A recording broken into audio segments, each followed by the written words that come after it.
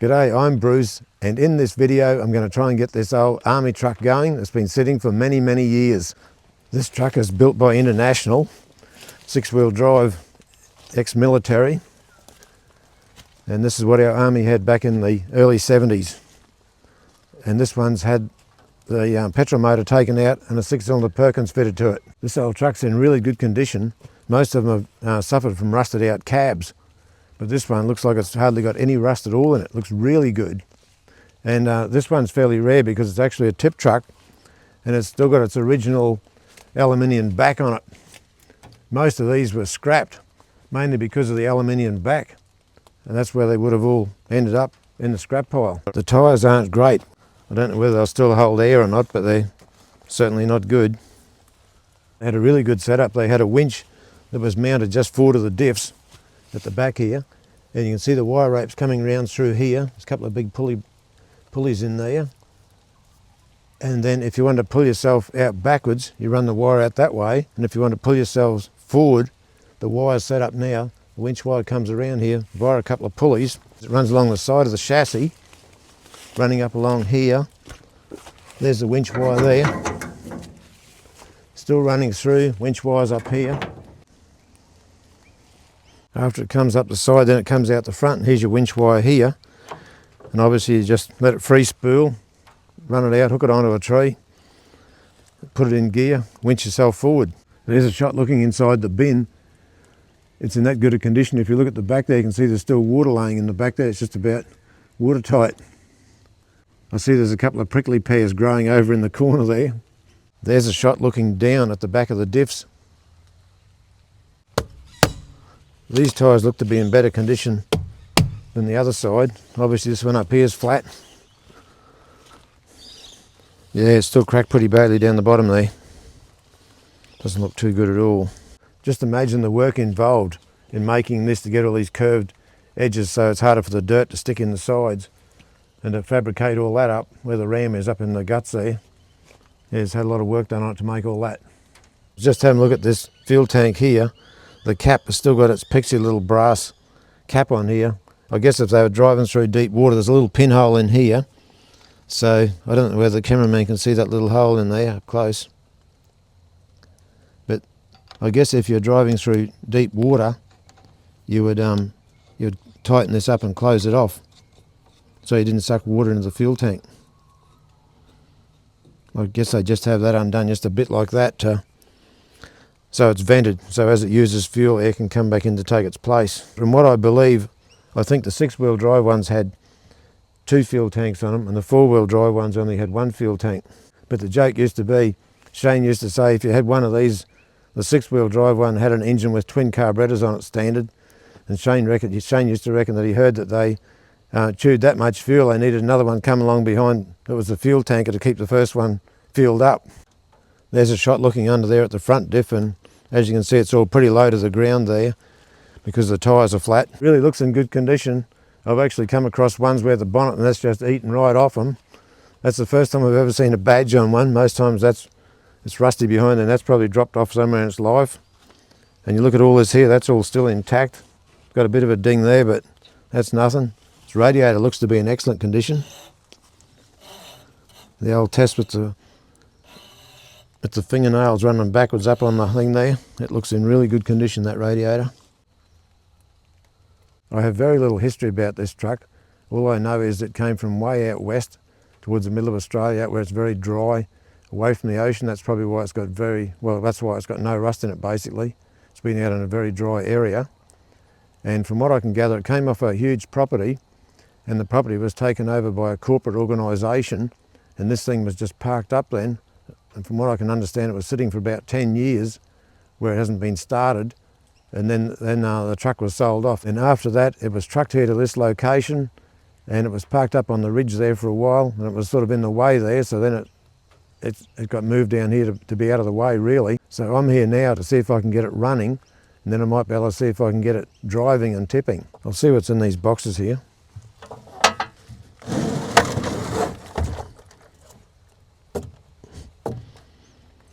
That looks like coolant.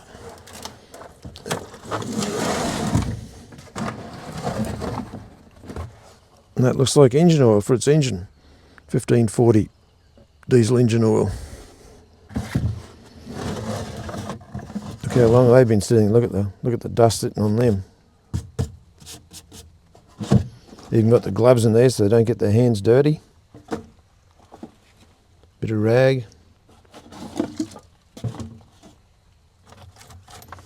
Stack of those bolts. I don't know what they would need so many bolts like that for. That's actually, I think that's a plough bolt, I think, but maybe not. No, it's a little bit different to a plough bolt. Plough bolt's a little bit flatter on top. I'll go around and check the other box on the other side.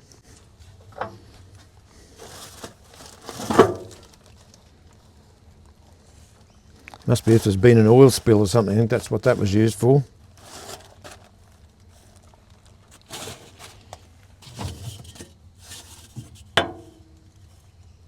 Old Zero Coke can.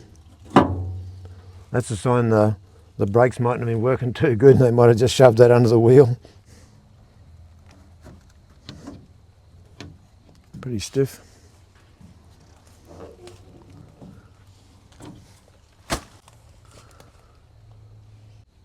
It looks like the rats have been here and chewed the back of the seat. Look at that, it's just all crumbling away. Bit unusual that the passenger seat would be better than the driver's seat would be better than the passenger seat.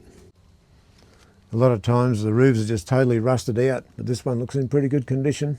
It's got the manhole there so the shooter can stick his head out through the top.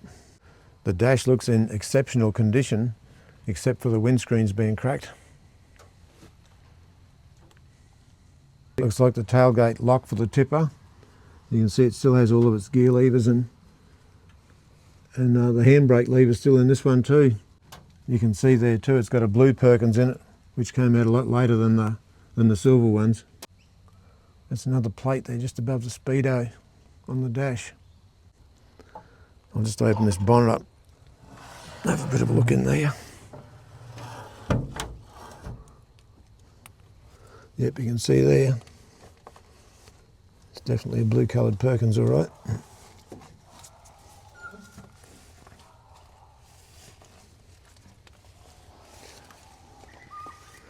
This looks like the battery compartment here.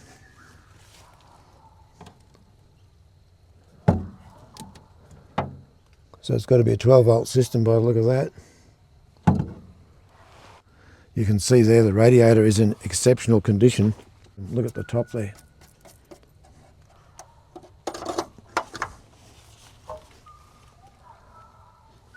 I can't see any coolant.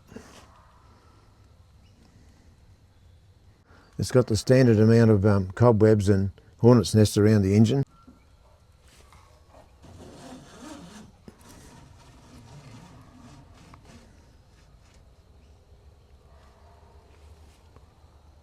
No oil on the stick, but it is on a pretty fair slope. It's just got a drop on the end of the stick.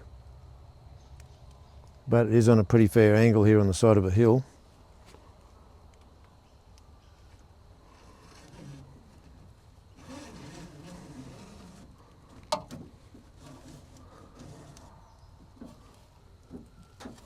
Is that it? Looks like that's it. We'll check the clutch fluid. Yeah, it's got a little bit in there, not much.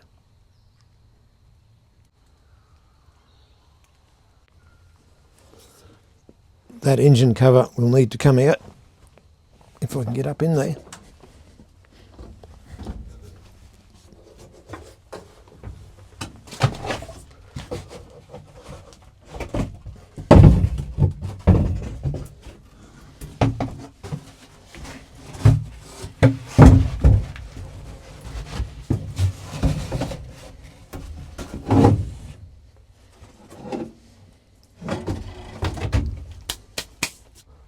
It's got another lever there to work the winch, to engage and disengage, it says on the winch.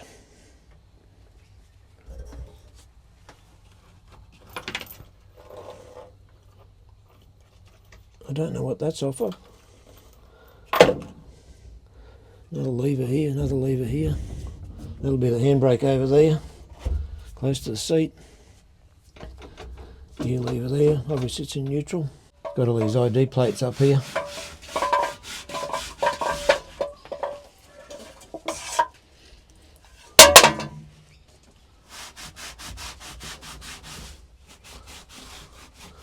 I think I've made them worse by rubbing them. I just about rubbed the print right off that one. Looks like it has been an indicator for the air cleaner maybe.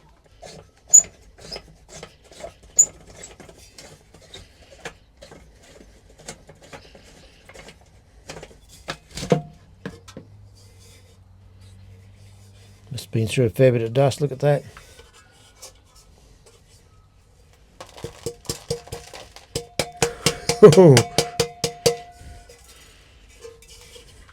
Get the dust in that.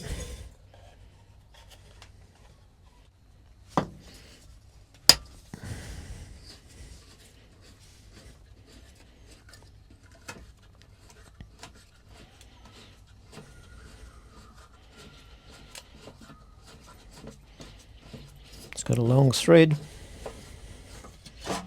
There we are.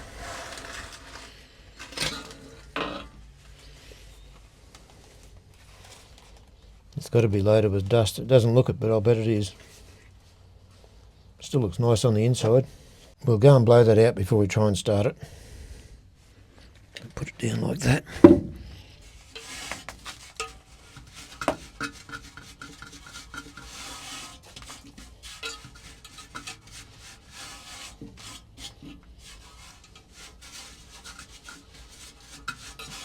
There's a shot looking across the side of the engine.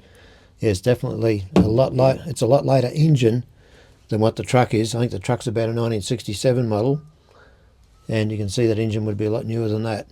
Everything in here is very dusty, but that's the way it would be if it came from out west. Very dry out west, even though they've had rain out there at the moment, but normally it's a very dry sort of place. Look at all these little tiny filters here. Little tiny baby irrigation filters for mini irrigation. I think they are. Time to get out. Yep. That's what that's for, to kneel on.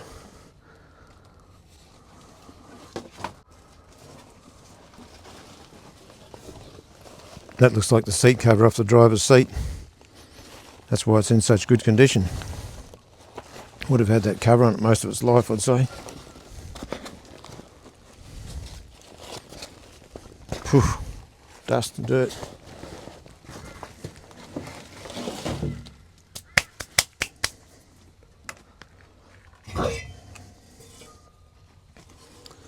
Well, the air cleaner needs a blowout.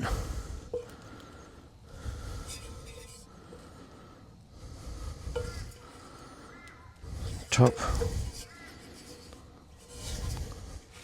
At this stage, I think I'll drop the engine oil, change the engine filter, and maybe even check the fuel filter and check the diesel tank. It's got a bad oil leak on the back of the engine there somewhere.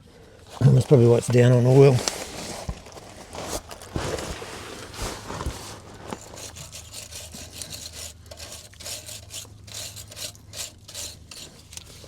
Can't actually see around the back there.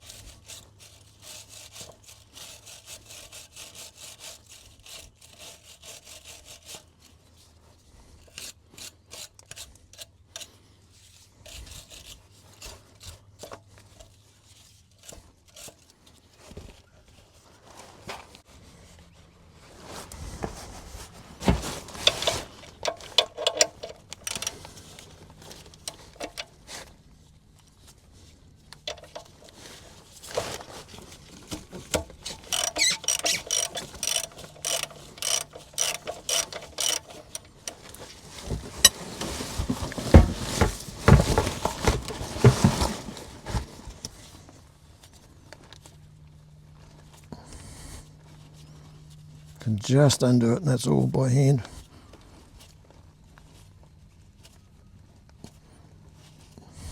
Just. Here we go. Well, that's a good sign. Even though it was low on the stick, it still looks like it's got some oil in it anyway. Hopefully enough.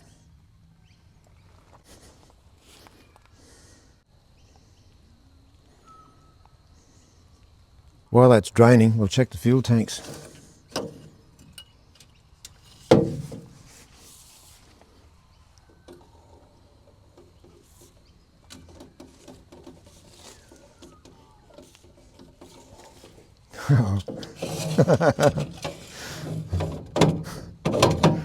Fooled me, didn't it?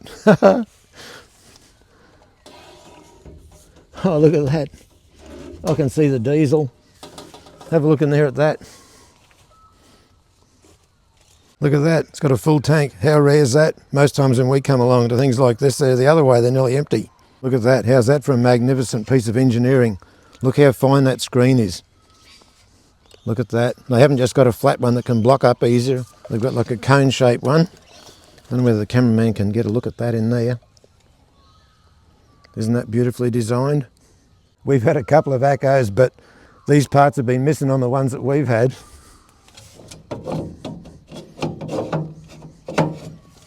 Here we go.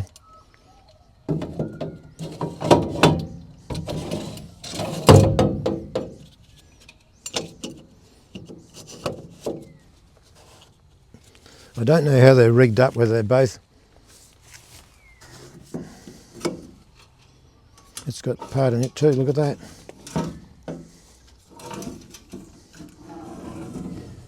I suppose the idea is you can pull that out, set that like that, get your jerry can, just tip the fuel straight in as quick as you can. Yep, look in there at this tank. Both tanks are nearly full. This one's got the screen in there too, it's a bit bent and buckled. Obviously someone's tried to push a hose down there to check the tank like I did, and they pushed that hard they buckled the screen. Oh, well, it's made of pretty good quality stuff. It looks like it'll straighten out a bit.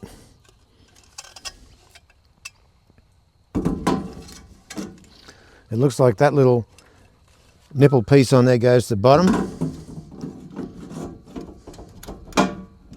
Then turn, and then in. Just going to smell the fuel.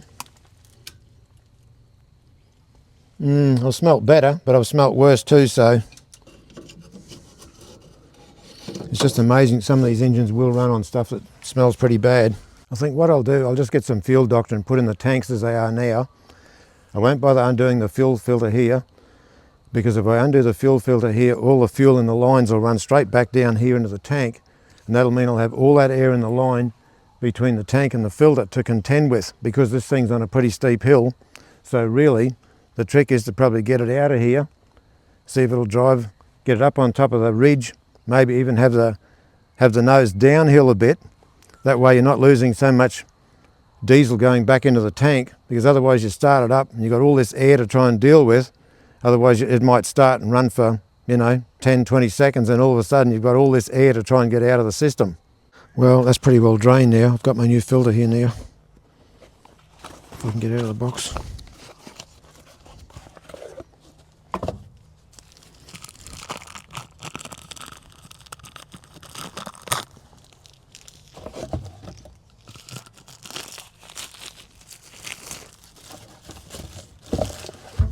Just got to get the old one off now.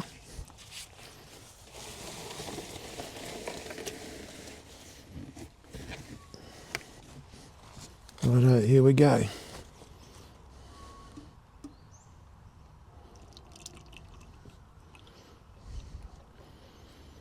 Well, it was only a drop on the dipstick, but probably still enough to keep it going.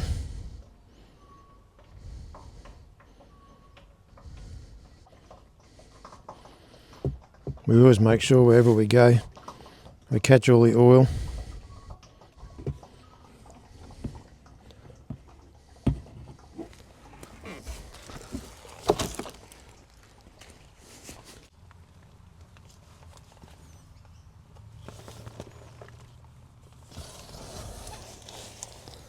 Well, it's loose.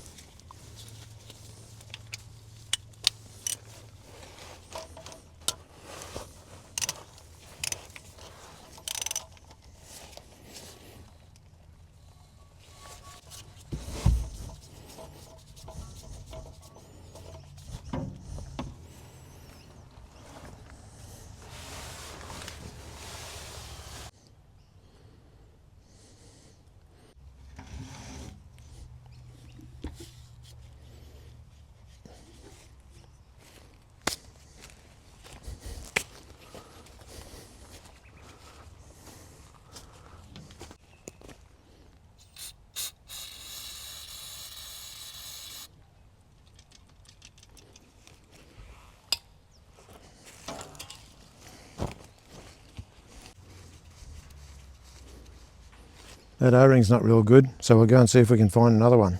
I've got a new O-ring on the bung now, so I'm going to put a little bit of oil around on the surface of the O-ring so it doesn't get chewed up when I tighten it up. Always want to wipe outward, away from the edge.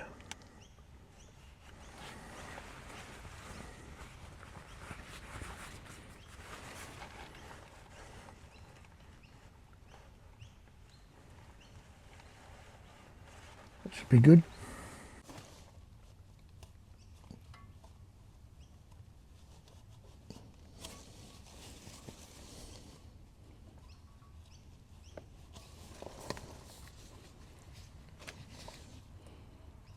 Bit more oil.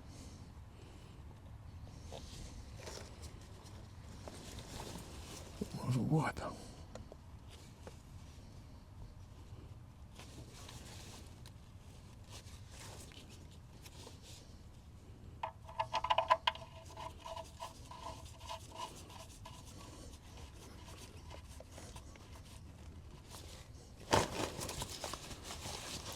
Can't get a grip.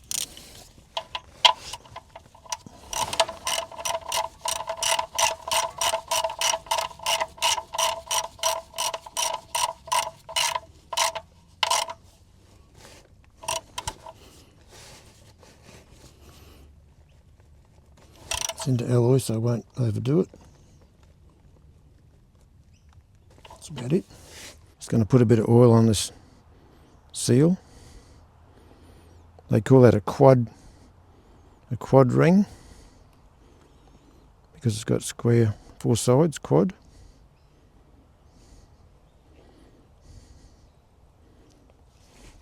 It's going to have oil in there anyway.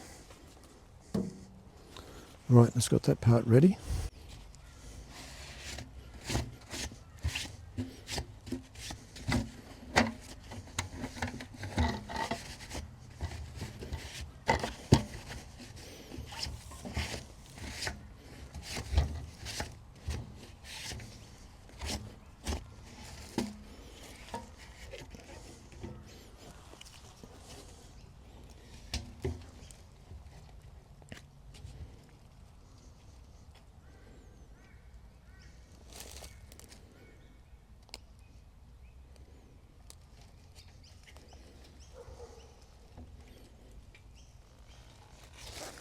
Yeah, here we go.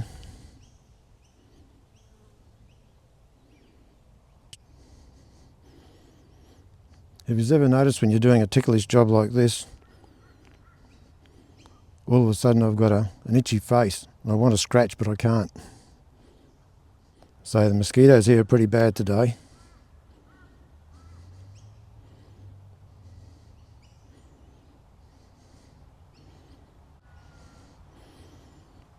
I reckon the bearings on the crankshaft are probably pretty dry. All the oil's probably dripped off them a fair while ago, so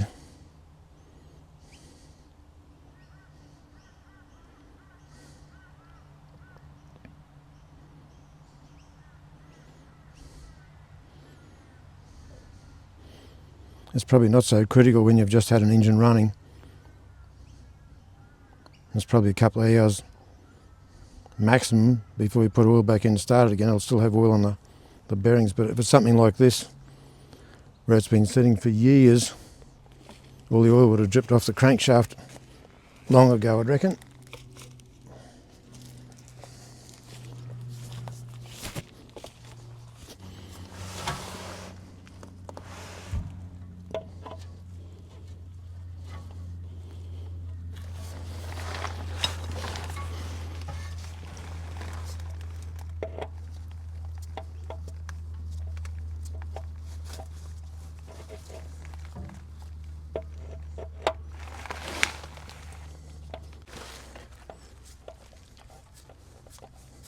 Oh, it is the right one.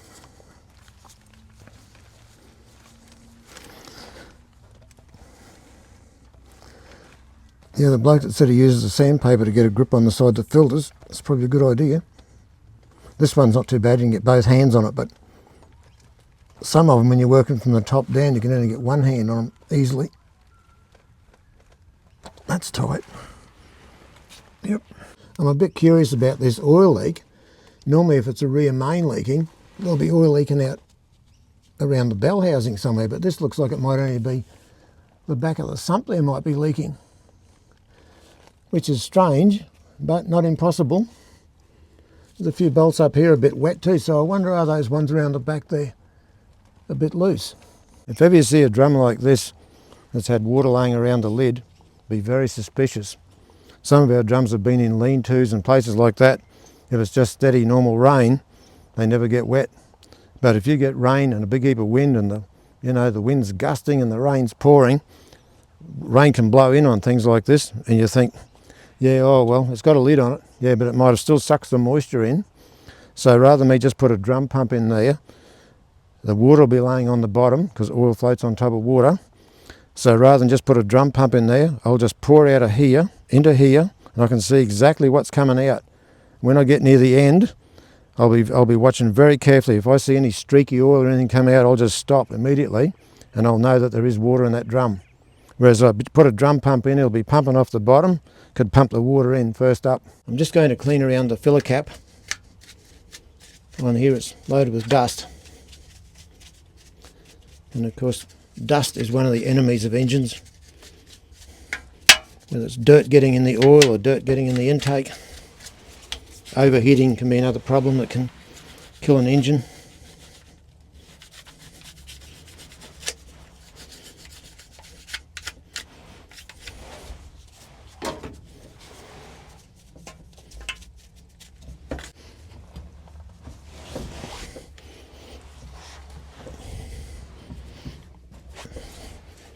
Now because I've moved that, I will clean that a bit more because it would have dropped more dirt somewhere.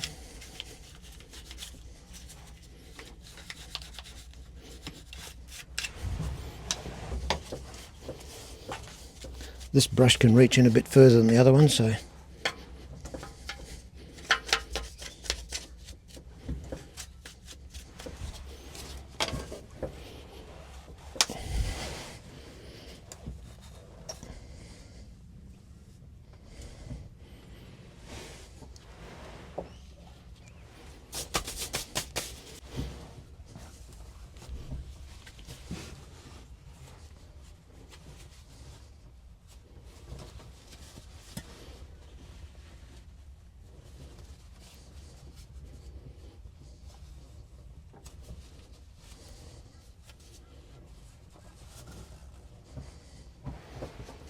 looks nice and clean inside.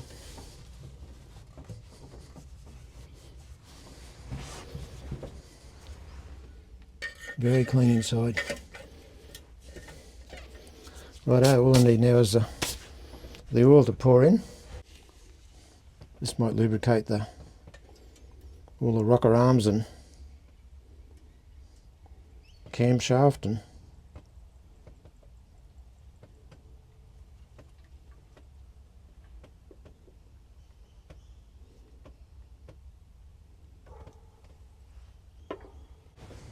so far so good. No sign of any water.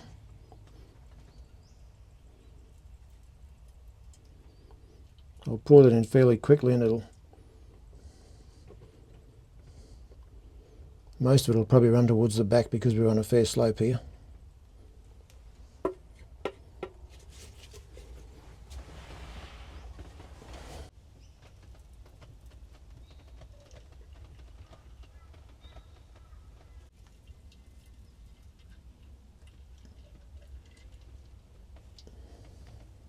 I've lost count of how many of these we've poured in by now, but it's just starting to show a drop on the dipstick.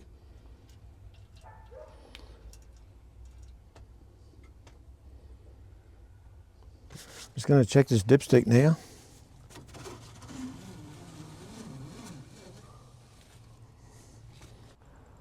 Up to that notch, which is pretty close to full, so it'll probably be over full when it's on level ground. We can't resist. I've got to give the outside of that dipstick tube a bit of a clean. Rightio.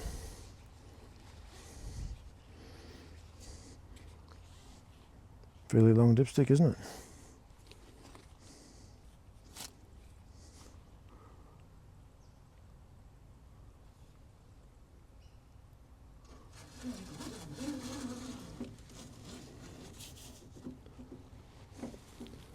must be it. It doesn't seem to want to go right over top of the tube very well.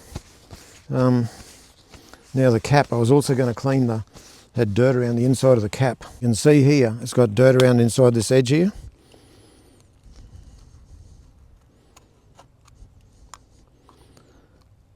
And if that's nice and clean and you're trying to wriggle it to go back on, you don't want to be shaking dirt straight back down its neck.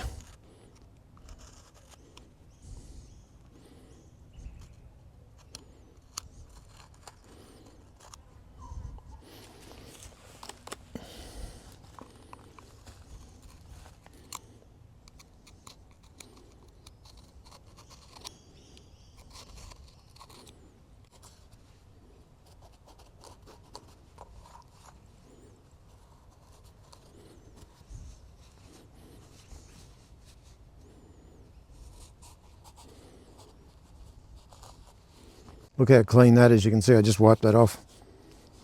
That engine hasn't done very many hours, I don't think, especially when you look down inside of it and everything's shiny metal.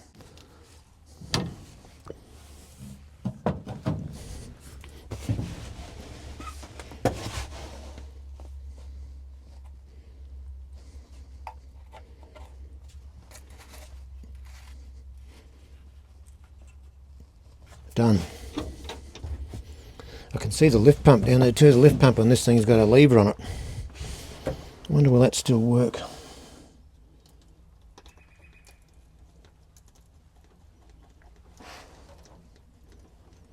All I can do is give it a try. It feels like it might be pumping a bit of fuel now. The air cleaner's blown out now as best we could do out here. It's got grease there on the seal, around there, a little bit of grease. Got a bit of lube on that thread, so if any dust tries to go in around the thread, it won't get too far.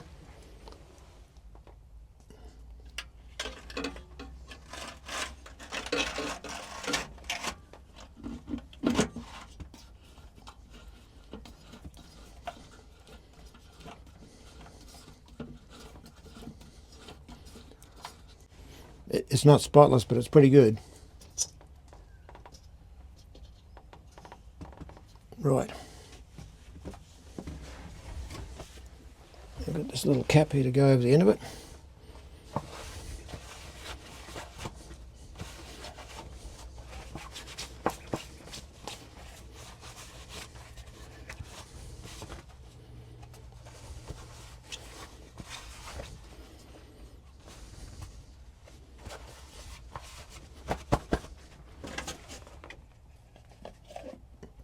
Just sits on there like so. We've given this a bit of a clean up too as best we can.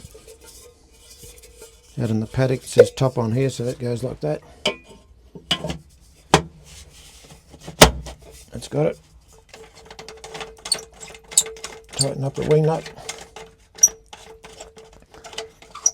It looks like it's got an electronic shut off on the pump too, so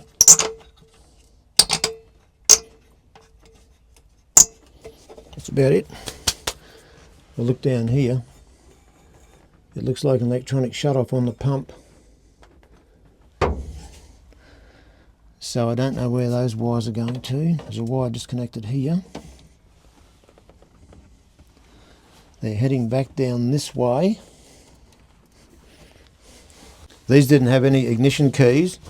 The start button was always up on top here. And I see here is an on-off switch, which was on the off mode. So if I put it down that way, maybe that might let it feed fuel to the injector pump, because I would imagine when you go like that with an electronic shut off, it's probably going to cut the fuel off and shut it down. So I'll put it back onto the on position. I mean, there's a heap of other switches along here too, but this one here is out on its own. It does have something written on there too. I don't know what it is. Panel lights, there's written on it, but it is out on its own. So if they're going to have an off switch, it could be here, could be that one. Pretty dusty, but and a bit of rust. I've got the fuel doctor here, so I'll probably put about 200 ml in each tank. The tanks look like they're pretty close to full.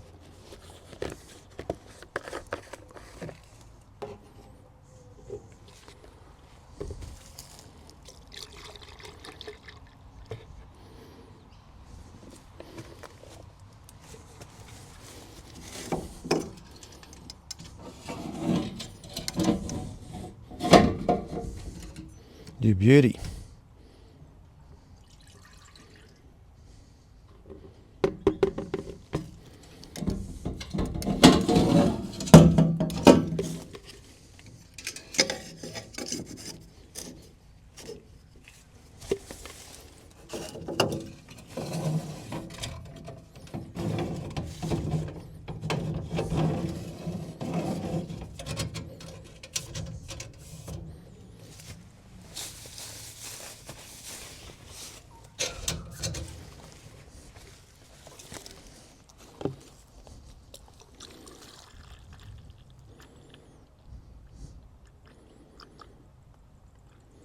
About another 200 mil.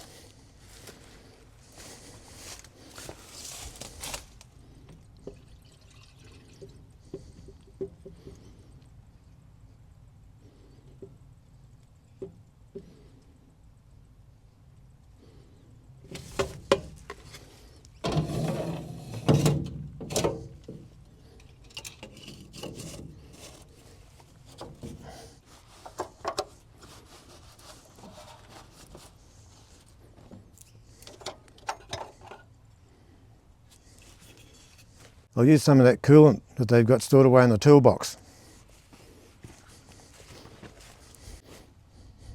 John Deere apparently.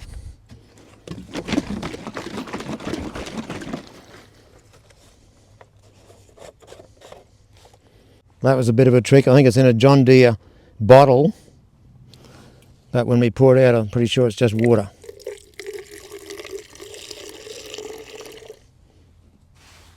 Well, we might just go and get some of our water because we know we've got rainwater or tank water.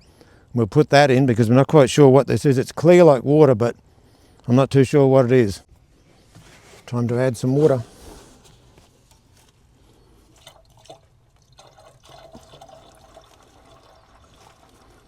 I think it had water in there all the time. We were looking at water, but we're probably looking at the scum on top of the water.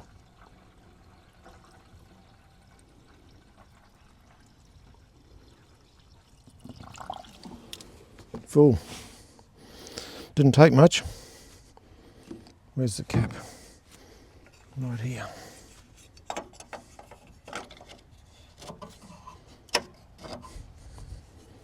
Well, we've got fuel, we've got oil, we've got water. The next thing is battery power. Nobody's been near these battery tunnels for a long time. Look at all the cobwebs on them. I'll give those a bit of a clean out. My terminal brush disappeared down into the bowels of a dozer. Not down inside the oil or anything, but just down where I couldn't find it. So I'm using an Abranet. It's pretty good too. They're really sharp. They've really got some bite about them. Look how quickly it cleaned that up.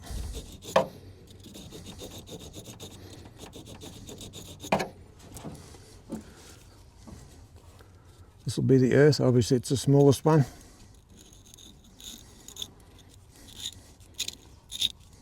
It's that small. I think I'll have to undo the bolt first. And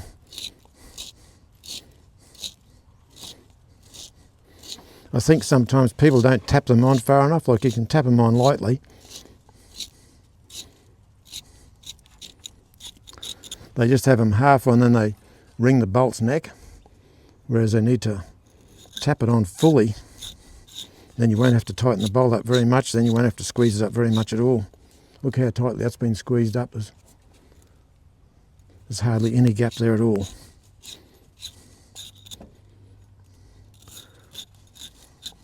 Look at this. I thought I'll have to put spanners on. I thought it'll probably be seized. And look at this, I go to put a spanner on. Look at that. Comes from out west, no moisture. Look at this one here. Positive one's usually the one that gets corroded up like Shane reckons. Look at that, free as a bird. Huh. Away from the coast. Well, we're very close to putting the battery in. And I was just going to say, what I used to undo with that, now I go straight for that because it's just so much easier. Nothing like a bit more leverage as you get older. There's probably heaps of old mechanics out there too that will probably tend to agree with me as they've got older. When I was young, everything was banging with your hand. When you get older, you try and avoid that. You try and use something like that where you don't have to be whacking your hand on there to try and jolt it undone. The cameraman's got the battery in here now, but it might be okay to start it with the bonnet up, but we think that could be very close to the bonnet. So we'll tap that down a bit more and tighten up these nuts on here and see if it will start. But you certainly wouldn't drive it up the road like that because that's actually too close to that.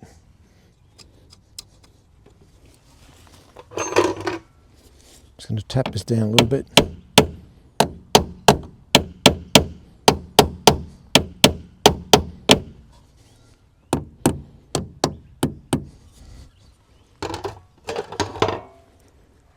It looks like it could be quarter Whitworth.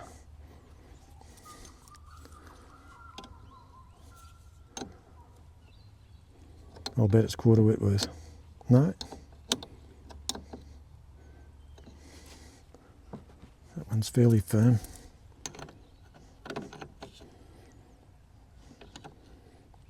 I won't do it up extremely tight in case we have to undo it in a hurry. Now, the big test. Will it turn over? I can get to the air cleaner inlet just straight through here. These things don't normally rev up or run away, but I'm not sure exactly how to stop this thing because I can't find which switch or whatever works to switch the injector pump off. So if all else fails, I might be able to choke the engine off with this thick rubber. Just shove that over the inlet on the air cleaner, probably choke it out.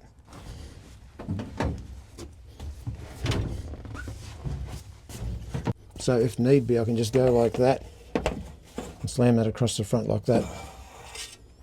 So I'll just set that down there. So that's in gear, neutral, in the next gear.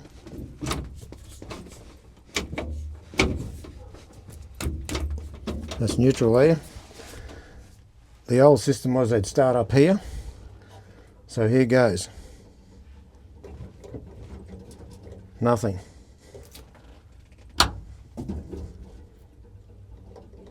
Nothing.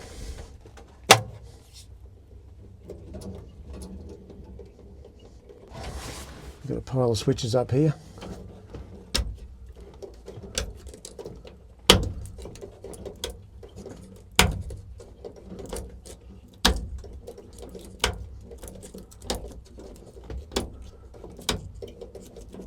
Did you think you saw a battery isolator on it somewhere? Right, you better go and check the battery isolator.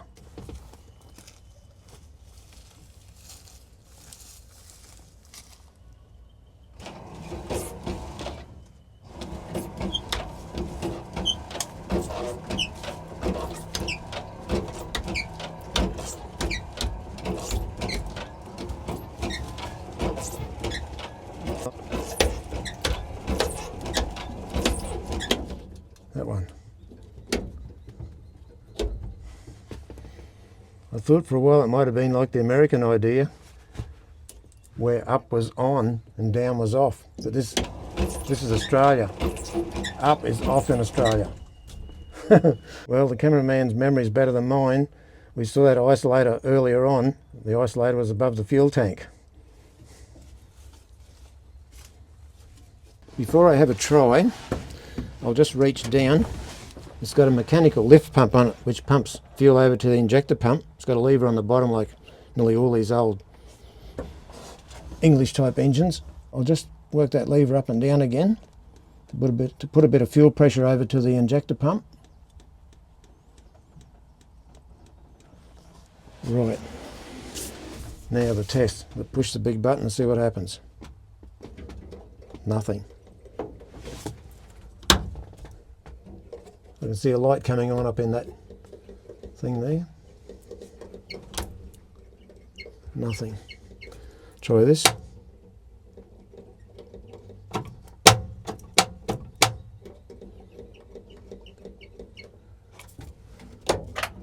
Aha.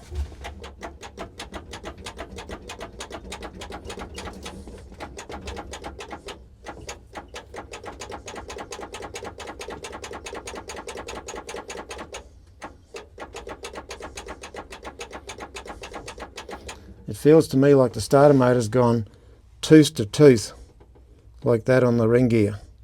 If I keep trying, it might go like that.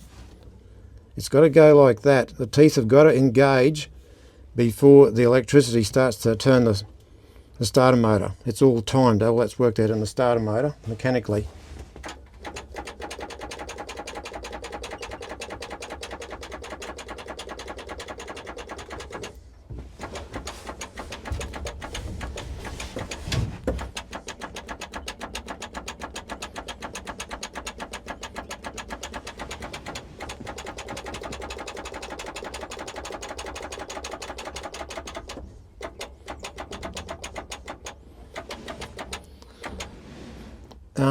I'll get the cameraman to get my long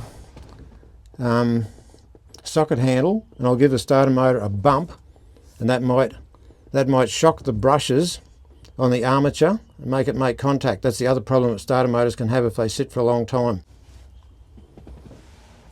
Right. I've got to do this in the right place so I don't short anything out.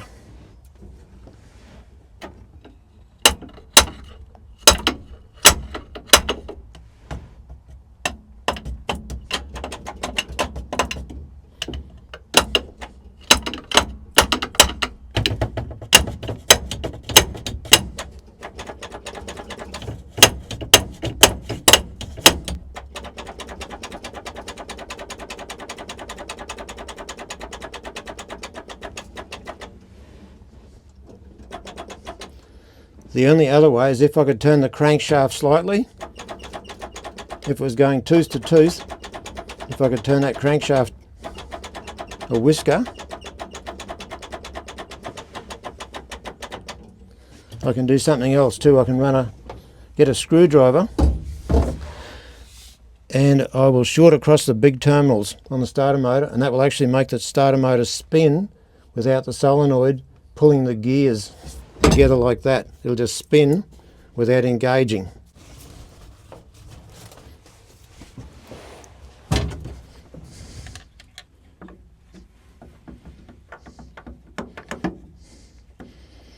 The floor is that close to the chassis. Everything's pretty tight just here.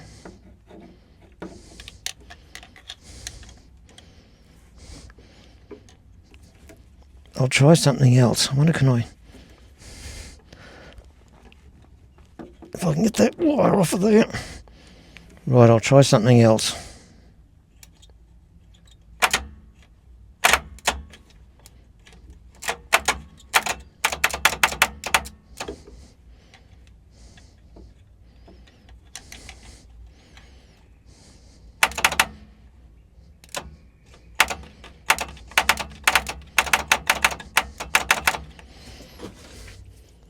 If I can tap it at the same time with this on the side of the starter.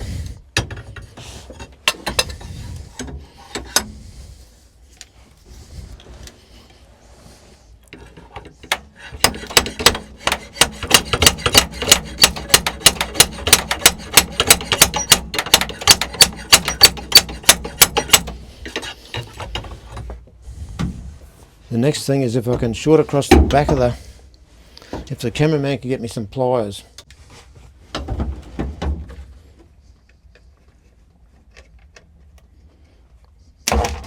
Now we're right. Now we're turning over a bit.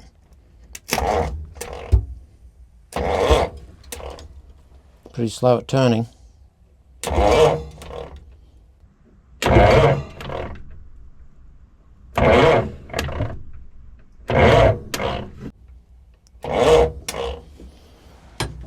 It sounds to me like it's a 24 volt system and we've only got 12 volts on it.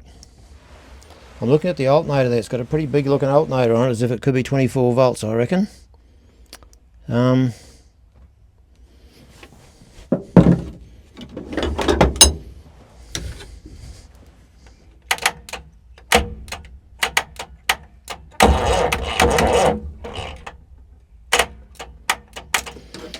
reckon it needs another battery shoving in there somehow. But I think there's only room for one big battery, so I wonder if it had two small batteries in there. And there's no there's no short jumper lead to go between two 12 volt batteries laying in there, but that doesn't mean much. We've been to plenty of other places before and we've had to use our own short jumper cable to make up 24 volts. I'm just looking down there at the alternator now. Could easily be a 24 volt alternator, I reckon. Starter motor I'm working on is just down. It's down there. Don't know whether you can see it. Yeah, you can see the end of it. Not very well, but it's down there. There's the mechanical lift pump. If you look, you'll see there's a lever sticking out the side, and it's got a hole in it. That's the lever. It's sprung loaded, and you can lift that lever up and down, and that should pump fuel. That should pump fuel from the fuel tank over to the injector pump. I probably can't do it, but I'll give it a try. See this lever here that I'm working, right where my finger is there. A lot of tractors have got that lever on there too, on the side of the lift pump. That's what the lift pump looks like. They've had that design of lift pump for many years.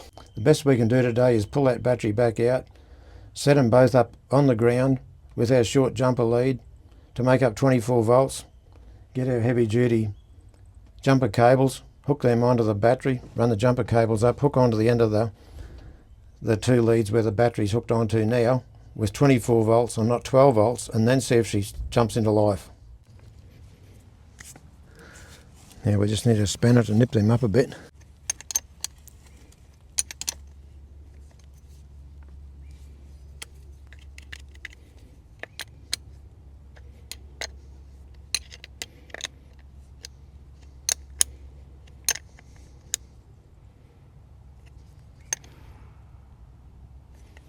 Rightio, leave that there. Get our jumper leads.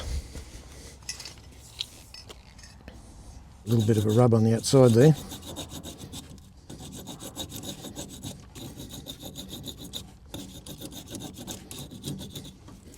This one here's the same treatment.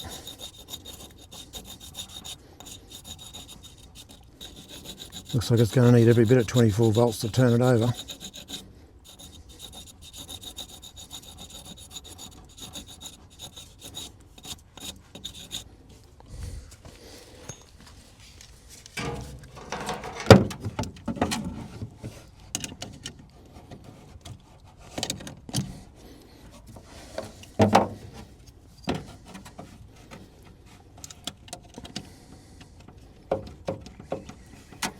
Gives them a bit of a rub around.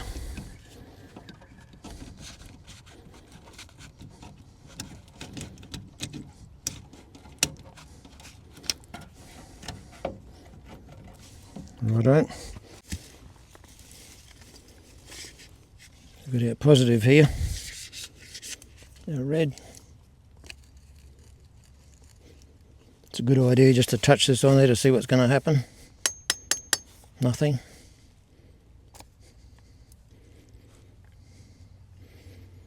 This clamp's not quite as strong as the other ones either. I wonder have we got vice grips there.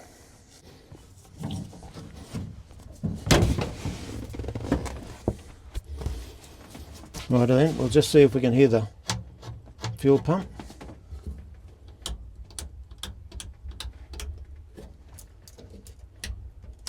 Dash lights work, look at that.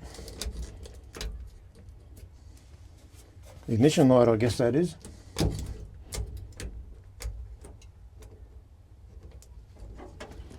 Trying to hear the shut off for the injector pump.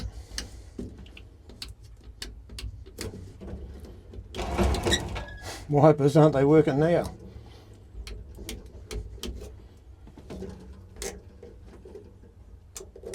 That's it.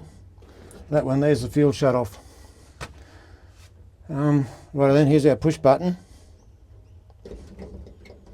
Nothing.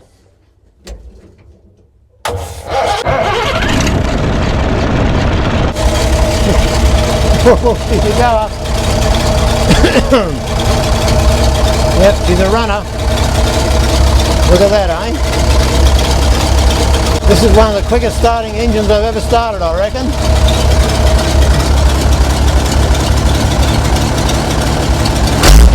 Whew.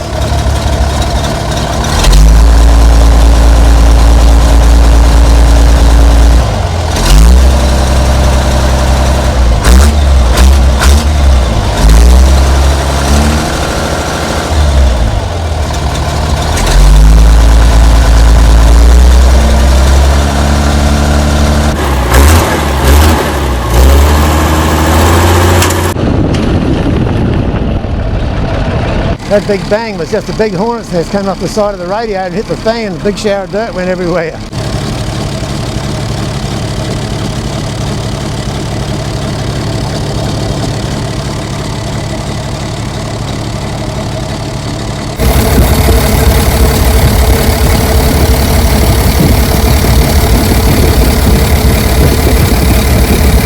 Isn't that running nicely?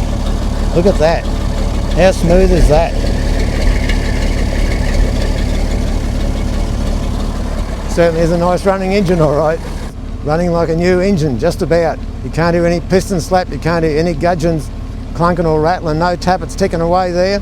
Just really running smooth and quiet. It's almost hard to believe. I'd say somebody spent a lot of money putting that engine into that vehicle. I guess they would have had to lift the cab off the chassis and everything. Would have been a major job to fit that engine into that vehicle.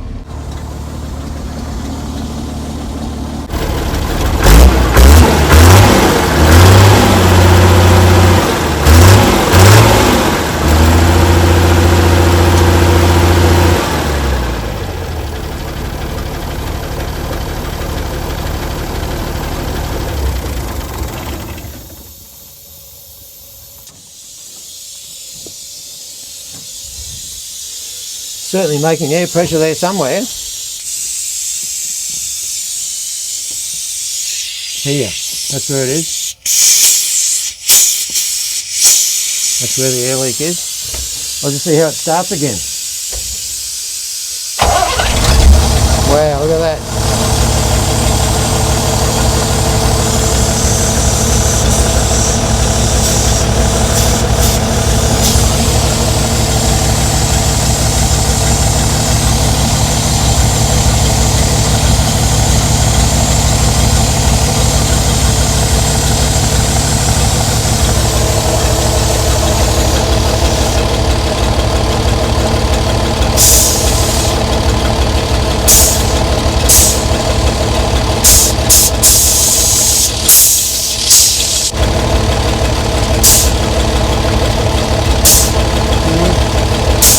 Just need a bit of work.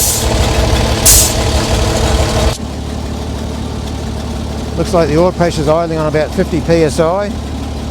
Looks like the temp gauge is working at about 170 degrees Fahrenheit.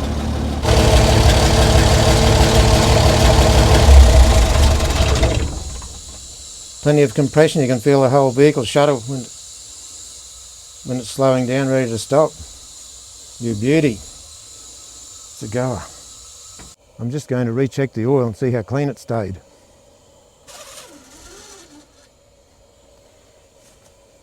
I'll wipe that off and start from scratch again.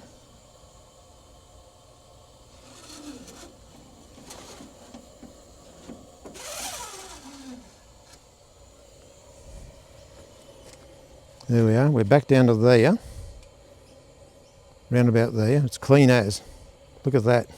Well, it's running, it's going, the engine's running.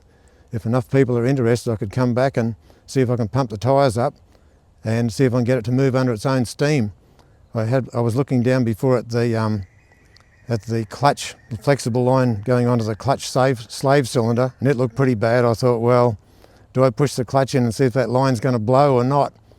Because we've had that happen to the other old yellow Acco we had. If you want to see us actually drive it and move it, we'll have to shift a fair bit of stuff out the way before we can actually go forward with it. We can't go back anywhere, it's right in the bush here. So leave a comment below if you'd like to see us come back and have another crack at it and see if we can actually drive it. Otherwise, that's probably about it for this video. So until next time, thanks very much for watching.